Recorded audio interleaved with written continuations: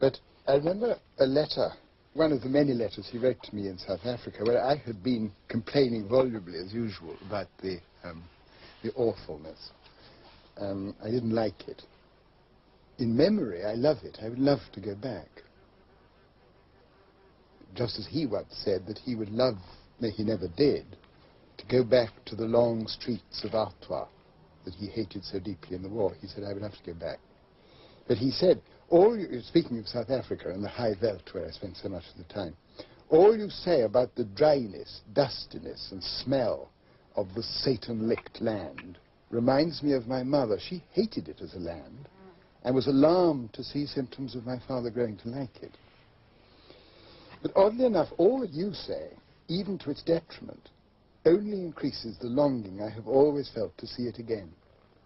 Much though I love and admire little lanes and hedges and rustling trees and the soft rolling contours of a rich champagne, the thing that stirs me most and comes nearest to heart satisfaction is space. I would be willing to barter barrenness for it. Indeed, I think I like barrenness itself whenever I've seen it. My heart still lingers among the high stony wastes, among the moraines and the mountain wreckage, silent in spite of the sound of thin, chill water. Intellectually and aesthetically, of course, man cannot live on stone and sand, but I, at any rate, cannot live on bread alone.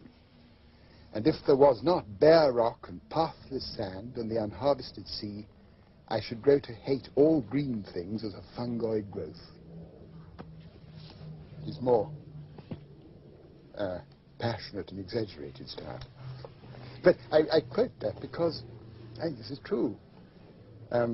He could even, Bailey and I used to think that his marvelous description of the land called Ithilien, through which Frodo and Sam and Gollum passed on their way into Mordor, this beautiful land of quick waterfalls and herbs that smelt when you walked on them, extraordinarily like parts of Provence, which he'd never seen. His sense of